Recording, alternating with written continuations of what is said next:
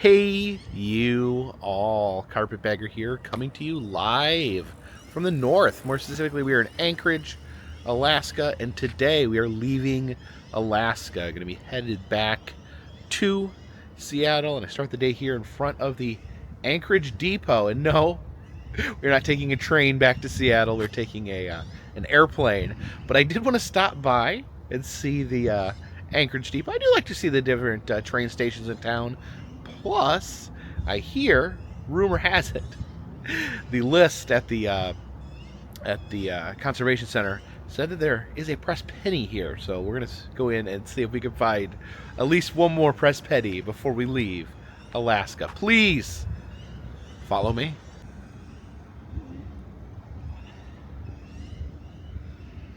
Oh yeah, it says they do have a gift shop inside the depot.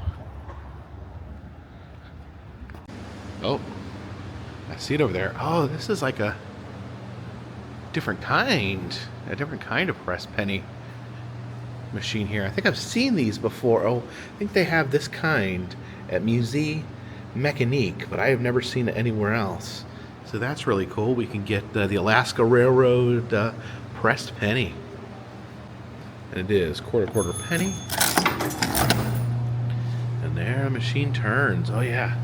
Yeah, the different kind of gears there. Oh, I think the penny's being pressed right there. And there it goes. On the opposite side of the train station we have yet another.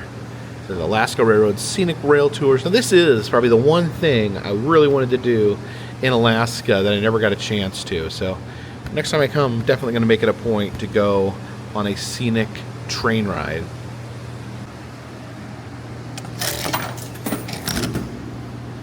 It just makes one design, put your money in, and it cranks out your special train penny. There it is coming out.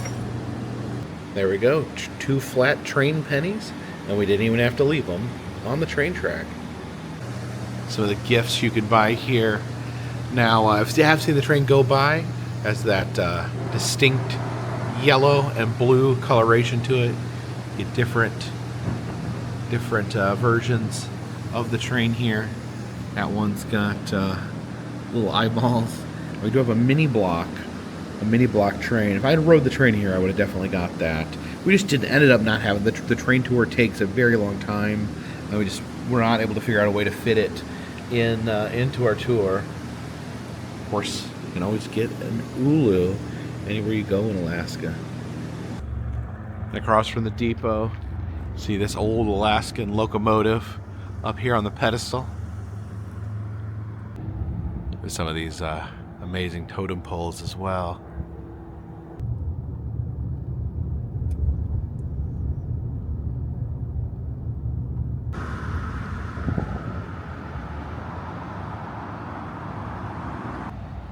Before we headed out of Anchorage, I figured we'd stop here at the Alaska Law Enforcement Museum. Police museums are always a lot of fun.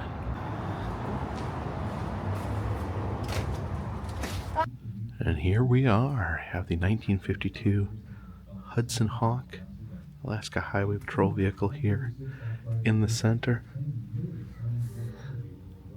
And look who we have here. It is Safety Bear. I learned about Safety Bear at the Alaska State Fair. This is the original costume, built in 1975 to teach children about safety through the Alaska Troopers. And look at that. That is pretty amazing there. He's in good shape. This is the Alaska Territorial Police. Actually dates back to before they officially became a U.S. state. They're already a U.S. territory, but not a U.S. state. The desk here. There's the camera, rabbit fur hat. You know, unlike most police officers, they have to work in a much colder environment. They need special headgear. This is the state trooper uniform. This debuted in 1967, and I guess they still use the same uniform to this day. Yeah, the shield there is amazing. You can see the grizzly bear is actually composed the top part of the badge. The various policing tools. It says back home you might have a dog cross the road in front of your car. In Alaska you might have a more grizzly problem. Yikes, that is one thing I always kept in mind driving here, is that something very large could come out of the woods. A moose, a bear. Gotta be careful. And this is a patrol vessel. It's kind of like a police boat. Here is part of the boat. Steering wheel there. And again, love that logo.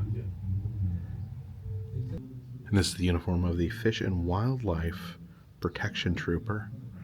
They would have to deal with wildlife issues. I like this picture here where there's like a cop strolling up to a big crowd of walruses. Here's some of the foot gear worn by the troopers. Oh, you can see this one actually has the beads with the logo on it. Here's the guns section. There's the Thompson submachine gun, known more commonly as the Tommy gun. That is a gas gun, launches tear gas.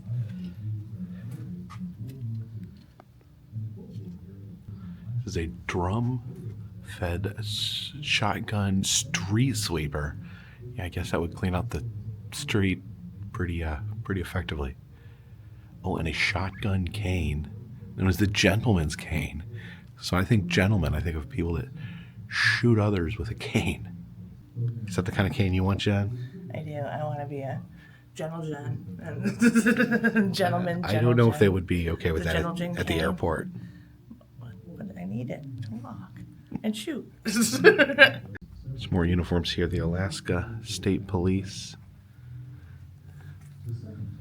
And this is the Alaska Highway Patrol, 1941 to 1953. Nice warm coat, nice warm hat. And this is the Alaska Department of Public Safety. There's an exhibit here on women in law enforcement in Alaska. Oh, look at this. This is like a specifically designed for female uniform. This is the Great Ice Ship, known as the U.S. Revenue Cutter Bear.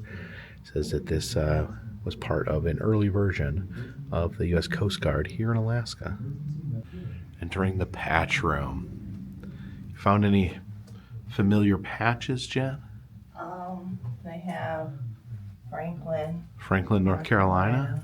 Oh, wow. And Charlotte, North Carolina. Chapel No Hill. Waynesville. No, I didn't see Waynesville. They have my hometown, Erie County, New York, though. Oh, okay. Yeah, that's crazy. I guess they go exchange patches with other police departments around the country. The Hawaiian patches, the Honolulu police. Yeah, definitely one of the largest patch collections I've ever seen. They have an exhibit on the Mounties. I guess the Alaskan troopers would definitely work with the Mounties on border issues and the like. Got different Mountie uniforms. There's the seal of the Canadian Mounted Police. Look at the two little police there, the Mounties, and the Alaskan troopers behind them is Safety Bear meeting the Mounties. Oh, look at that. You got Safety Bear with some sort of Mountie bear, his cousin across the border. Now we get into the brutal stuff. See all the different handcuffs and leads.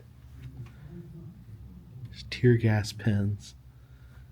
These are blackjacks, beating implements, and law enforcement lab tools over here. They can test for drugs. There's some evidence envelopes. Oh, look at this skeleton arm. Looks like these are all different cameras. Yeah, that's like an old video camera there. Oh, and look at this. We see some vintage car wreck photos. There's a plane accident. A lot of people fly those small planes here. I don't know what this is a picture of, but it does not look good. Down here they have a couple of polygraph machines. Those are lie detectors. I need to get one of these to figure out if Jen is lying to me. This is stakeout equipment. The guys in the van be listening in. Briefcase with a recording device. And here's an Alaskan crime scene back there. Some splatter. You gotta read the blood splatter. I've learned from Dexter. Yeah, that's blood splatters. That's the key to every murder. Got a dead body in the bag there. There's also bullet holes. Oh yeah, there's bullet holes on the wall. Blood. I think it was Soapy Smith.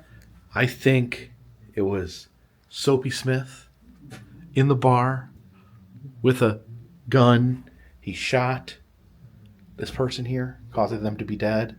And when he shot them, their blood flew out of their body against the wall. Look at Nailed it. Look at the arm on the floor. Oh yeah, I guess. The outline. Yeah, outline of the arm. Yeah. I guess he was different when he was originally laid out. Now he's in a bag. Yeah, they had to move his arm to put him in the bag. But he looks like he flew or fell very violently, like. Yeah. Oh, and over here we have an autographed photo of Nicolas Cage. All right, what do you got there, Jen? It's a safety bear ornament. Oh, it's got a little safety bear there hanging in the middle. That's pretty amazing. And we both wanted a badge because because of the big grizzly on top. Yeah, it's pretty rad. Probably the best badge I've ever seen. Yeah, and it has the state with the dipper. Big dipper, yeah.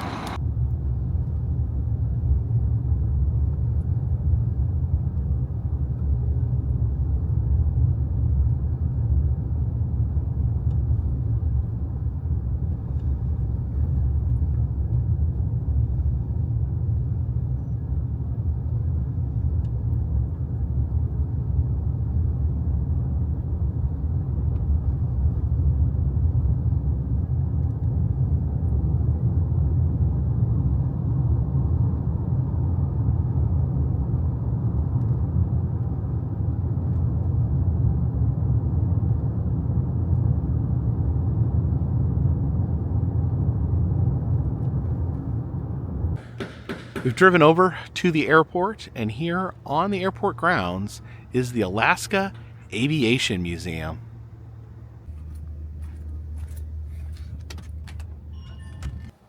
We start here with the plane over our heads, and you do see a lot of planes in Alaska. Just little tiny planes flying through the air. A lot of people use that as a means of transportation because the roads here aren't always available.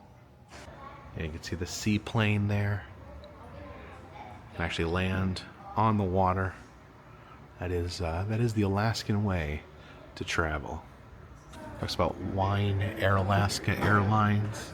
Have some of the uniforms there, and their mascot, this goose dressed like a pilot. Some of the memorabilia down there. Notice the plane is the same color as the trains, that blue and yellow, which I guess probably taken from the Alaska state flag. Yeah, look at that bag there, made out of what looks to be seal fur.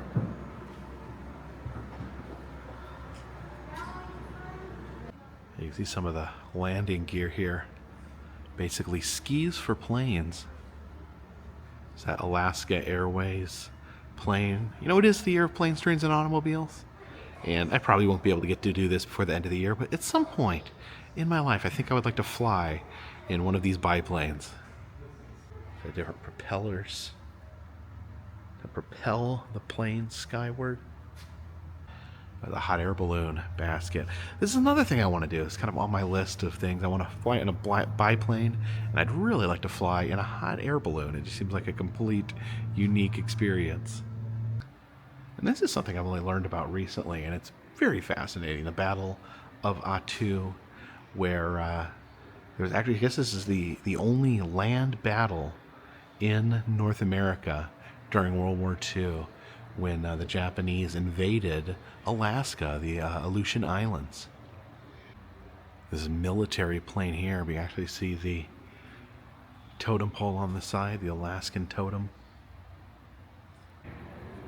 And there we see Betty Boop as well.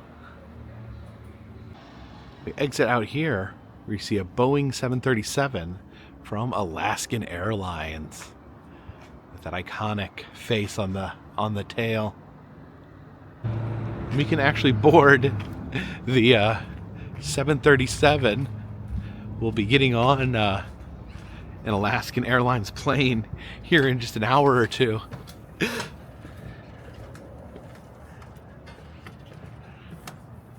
Oh, you see, this is Captain Terry Smith. So he's had a plane named after him, probably for being such a great pilot. Oh, this is set up a little differently than the plane that we rode before. The seats here along the side.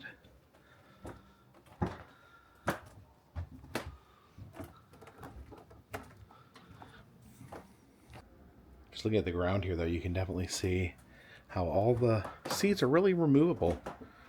I wish they would set up airplanes like this. I would love to have that much free space on a flight. And this is something they don't let you do anymore. Take a peek into the cockpit.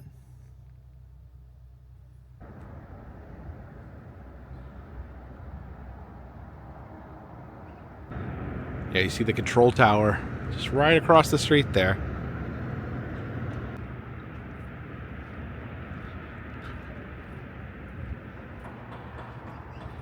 Yeah, all these little planes here outside. This one is interesting. I don't know that I've ever seen one quite like that.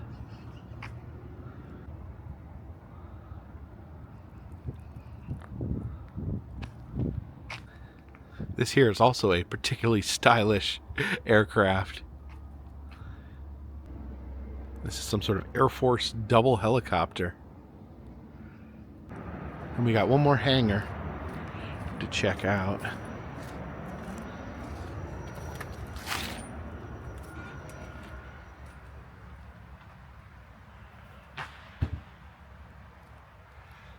Oh, I see the small planes above us. Oh, look at that. That's like a tiny little Alaskan Airlines plane.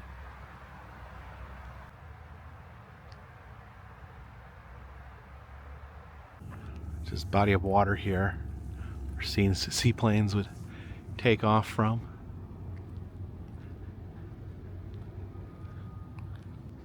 I don't see any currently getting ready to take off.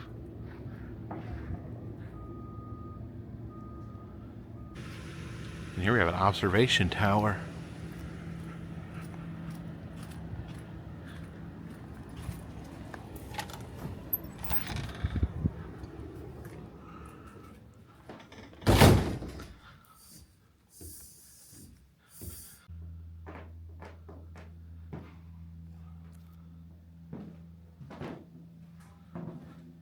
Go outside and get a better look.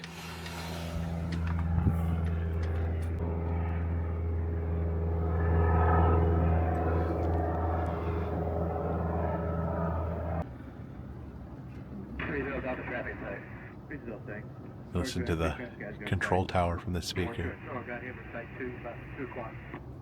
Yeah, interesting. All these waterways here are basically runways. They're just made of water.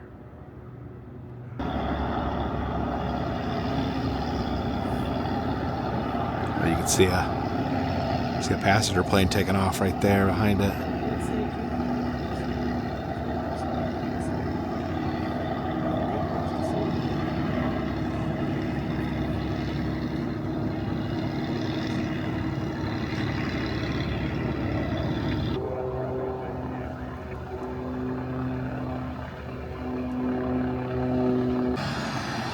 You see one coming in for landing over there.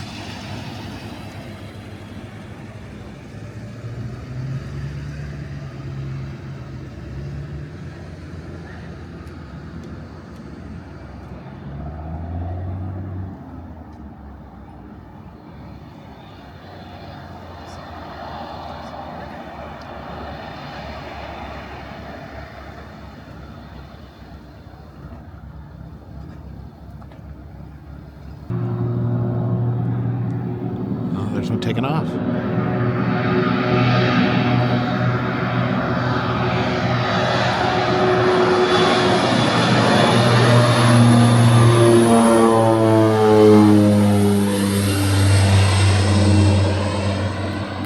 Now it is time to exit through the gift shop. There's some bumper stickers here. You can either put them on your car or your little plane. And here's a panda here. It says bamboo on his scarf. Some aviation hoodies to keep you warm in the brisk Alaskan climate. And the Christmas ornaments here. The Aviation Museum. You got the seaplanes flying over the moose.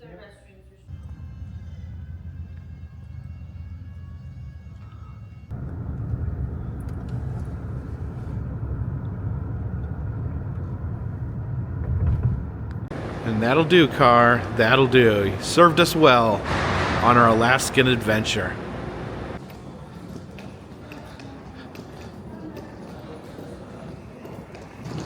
Back through the Northern Lights hallway. Goodbye for now, Alaskan salmon. Goodbye for now, Alaskan grizzly. Lots of bears in this airport. Here we see the bear. See, there are a lot of bears in this airport. Here we see this Kodiak brown bear squaring off against his mortal enemy, the fox. And apparently it's actually the world record Kodiak brown bear, the largest ever seen. And it is, yeah, look at the size of his head. They even got a couple of polar bears over here, the most vicious of all bears, subsisting on blood and Coca-Cola. An airport moose, I think I'll miss you most of all. Goodbye, Ted Stevens. Before we depart Alaska, I think we'll have one last Alaskan meal here at the Norton Sound Seafood House. And there is my salmon. It's got a few shrimp on it, a few potatoes hiding underneath. And Jen got the crab po' boy? Yes. Pile of crab there. I've never seen it with tomatoes. That's interesting. But And then you got some clam chowder. yes. And you have salmon chowder. I have some, yeah, some salmon chowder should be on the way. It's gonna be hard for me to get off of this all salmon diet that I have been on. Look how red that salmon is. Swim all the way upstream and all the way downstream to my belly. Oh, my salmon chowder showed up. Smoked salmon chowder. Oh, yeah, look at that thick and creamy salmon chowder. Got a blow on it. Ooh, it smells very salmony.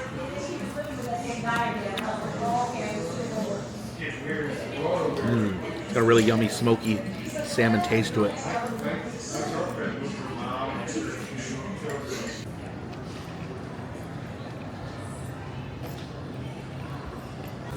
Made a quick stop at Hudson News to get the moose snow globe with bears in his belly. Bears inside of a moose. We couldn't get it before because I didn't know we'd be able to fly out with it. You can't take it through TSA. So as we're leaving, we have to purchase it. Do you like it? I love it. And there is our plane. We'll be boarding here shortly. This will be the second time today. Got into a Alaska passenger plane.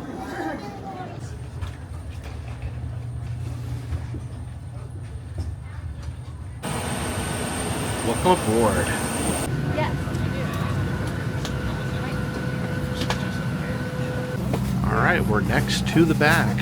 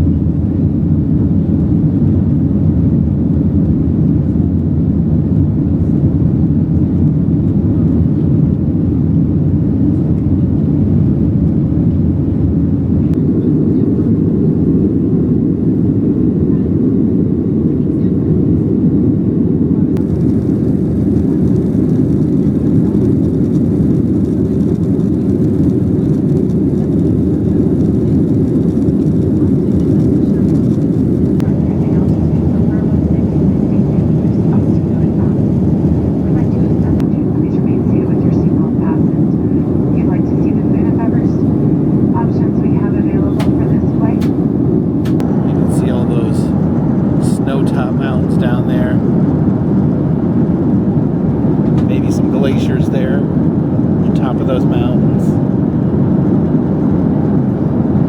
Yeah, that's beautiful. Alaska's definitely beautiful from the sky. Yeah, you can see those glaciers there, nestled on top of mountains. Yeah, look at that glacier.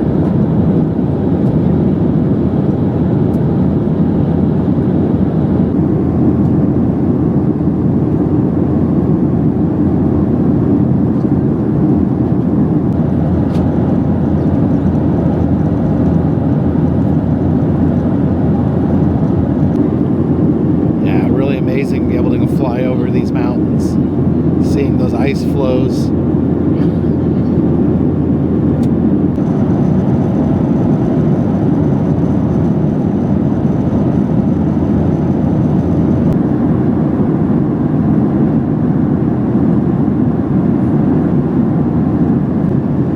See the glacier lake there, formed by the melting glacier.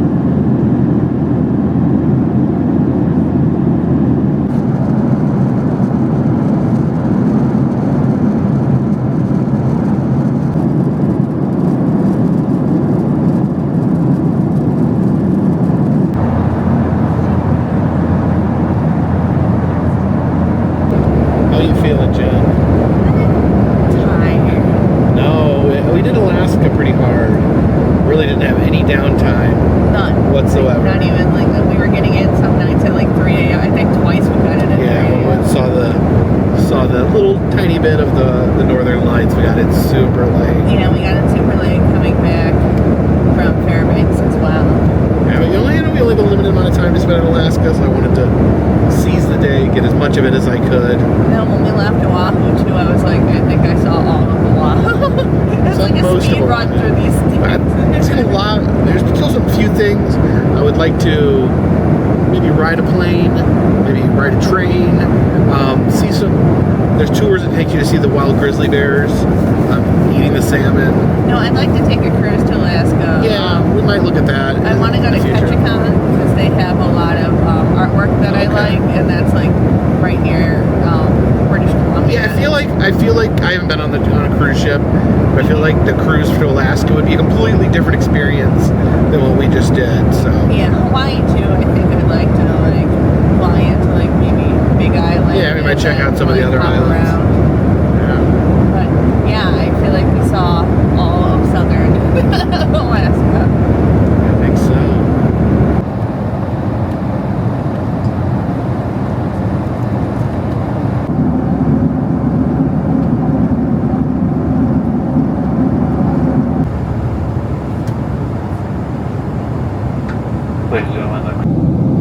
We are coming in to Seattle. The Mainland.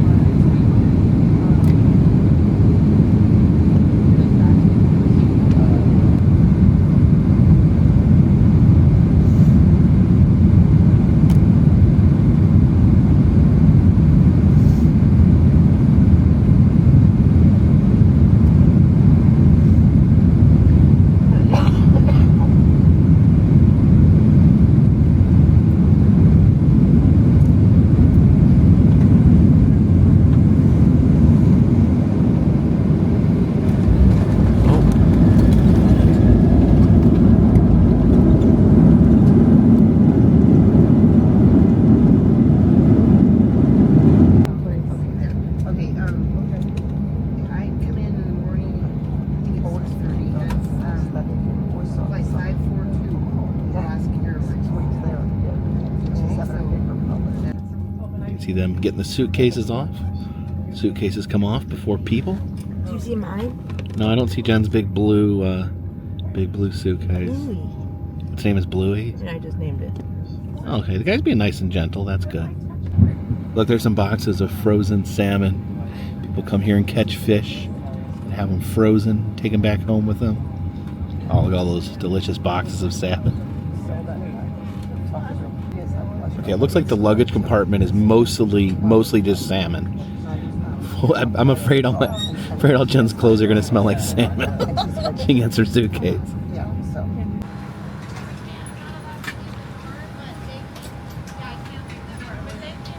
And we have landed here in the Seattle-Tacoma Airport.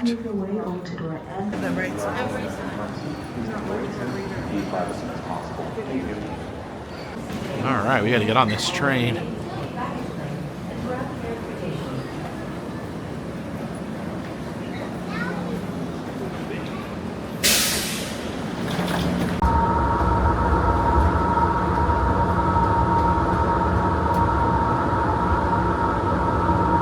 I don't know if I asked you, Jen. What? Did you have a good time in Alaska? I did. Did you have a good time? I did. I'm tired. I enjoyed all the nature, all the fun stuff, just seeing all the natural beauty. And I'm tired too. Alaska wore us out. When the sun doesn't go down until 1:30 in the morning, and then still kind of up a little bit, you don't get that natural cue to quit doing things. No, I just kept being up all night. It does until 3 in the morning. It does mess with you a little bit. I get up, I go to the bathroom at 7, and I was like, oh, it's bright and sunny again. There's only darkness, true. I don't even know. I don't think it gets the true darkness. No, it doesn't. It never gets completely dark. It's the one stage right before actual true darkness that gets to, and then it starts getting lighter. Yeah, it was really pretty. When we got off of the plane here, I was like, does that mean no more mooses? No, I don't think do they have moose in Washington State? Not sure. I'm not sure. I mean, not as easily spotted as in No, they're really, apparently they're just kind of everywhere in Alaska. They did say that one of the best spots to look for them is just around the Anchorage airport. Yeah, there's a wooded area. We had actually kind of seen moose in other places, so we never really went looking for them there, but supposedly that's a good place to see them. I think just spend some time there, a week, and this time of year at least, you should. We saw a little bear running across. Yeah, we did see a bear run across the road. We saw beluga whales from our car. We saw that seal pop up. I sent Jen was the only thing I got to see the salmon swimming upstream. So just really amazing, just natural beauty. The animals was pretty. It's definitely beautiful. A lot of it reminded me of Hawaii. Just because certain things like the mountains and things like that gave it a little. Yeah, this seemed like the darker, more isolated, and Hawaii was family and bright and light. I feel like people in Alaska kind of want you to leave them alone. Well, so a lot of people were very nice, but I do feel like there is part of the population that likes it the way it is, that likes being isolated, that likes being left alone. He was filming a video at a restaurant, and it was in Whittier, yeah. Yeah, he's like, oh, everyone wants to be a TikToker. And he's grumbling. Yeah, some grumbly guy at the bar said that. Yeah.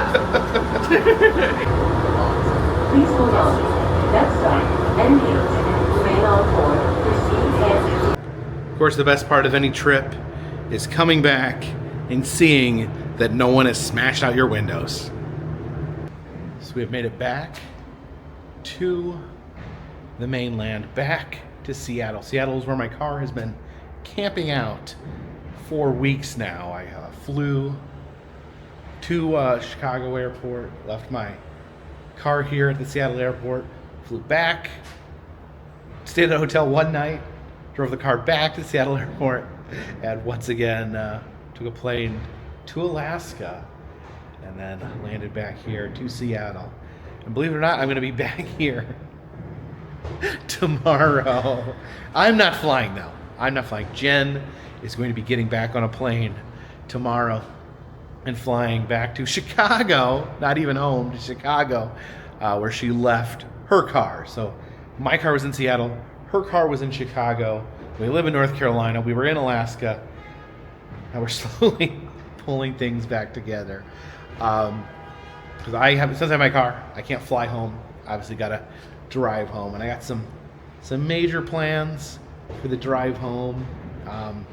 I'll talk about those later tomorrow, next day, as I get situated. But yeah, I think we gotta get up at 2 or 3 in the morning, drive Jen back here, and then we'll leave the hotel in Seattle. We'll see how much time we have, and then another road trip will be kicked into gear. But as far as Alaska, I have now visited 50 of the United States. That means a lot to me personally. When I set out, created this channel over 10 years ago, By the time I started it, never even thought that I would visit all the states. That's why I'm called the Carpetbagger. That's why, because I was going to focus on the southern states. That was kind of going to be my niche. But as the channel grew, I had more opportunities. I went out and stayed with Adam in California the first time I was ever there, and just slowly started incorporating other parts of the country. Where I was looking at it, I'm like, yeah, there's so many things in this wonderful country I want to see. And I think it was back, it's been back probably 4 years ago where I visited my 48th state, which was Wyoming. And I kind of sat on that. I've been meaning to get to Hawaii, Alaska. I was scared of the price to get out here. Without getting into the fine details, this was a very expensive trip. I think this was more expensive, more money-wise than Hawaii. But as far as international travel, I'm not quite there yet. I'm not ready to turn this into an international channel yet. I want to do this 50. I had it in my head that I wouldn't even think about international travel until I was done with the 50 states. So now I'm done. I may start thinking about it. But there's still a lot of stuff to see in the U.S. A lot of in-between. I talked about this, some of the wonderful in-betweens that I've not featured on this channel that I would like to check out, like get into the nooks and crannies of the United States and kind of, as a completionist, do the whole thing. But I'm also, wanting new adventures, new things, So I will be thinking of international travel. I promise you guys that. I don't know if that's the way I'm going to go. It may be years before I travel international, or maybe I might just do it next year. Who knows? But right now, it just seems like something that's far away still. I'm still processing these 50 states, and I'm also thinking, what have I not seen in these 50 states? What is there still left?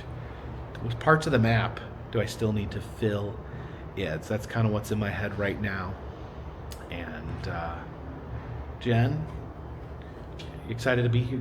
You'll be back here in about 6 hours, I think. That part's not exciting.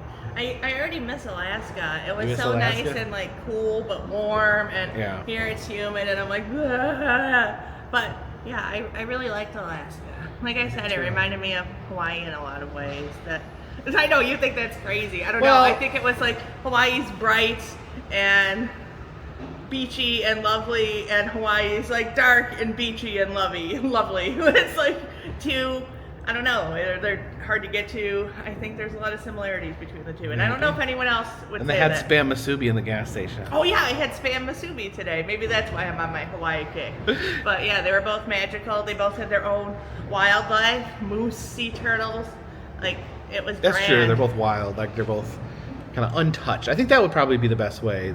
Hawaii's been touched quite a bit, but it still retains some of that. No, some of the areas, some of that amazing Hawaii, beauty. we found that was. There's still plenty in Hawaii that's that's just not been driving touched. around and seeing the new things. But thank you guys for joining us And moose.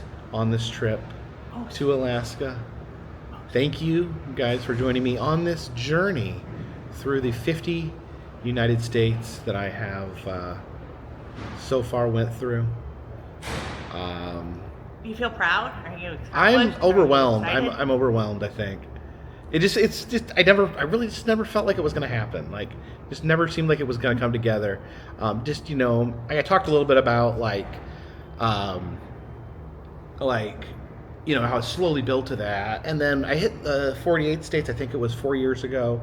And then there was my divorce and all that. Yeah, you had to pay lots of things. Divorce and pay to have me move. Yeah, so but you could move Jen in, so that kind of made it difficult to pay for those. But I guess I'm on my feet now because I did them both in the same year. I think you should be proud. I'm proud. I'm proud. I think you did. Jen. Good job. Jen looked up the stats, and it's 2%. 2% of the people in the United States have had the opportunity to visit all 50 states. So I feel very lucky. I would have never thought I would be lucky enough to be able to visit every single U.S. state. So I'm grateful. I'm grateful for all of you out there that have allowed this to happen by contributing to Patreon, by sending super chats during live streams, the those of you who have bought souvenirs in the Etsy shop, those of you who have ordered cameos, all of that has helped like build the tracks, build the waterways and the skyways that have allowed me to do this. So thank you, all of you, that have allowed me to reach this goal. And any way this goes, there is lots more to come here on the Carpetbagger channel. We have to find a new moose for me moose. I said moose instead of animal. We need to find a new moose for me to obsess over. We need to find a new animal for me to obsess. I think it's an orca. You work on that, and I will work on other things. So thank you guys so much. Until next time, this great US of A is in the bag.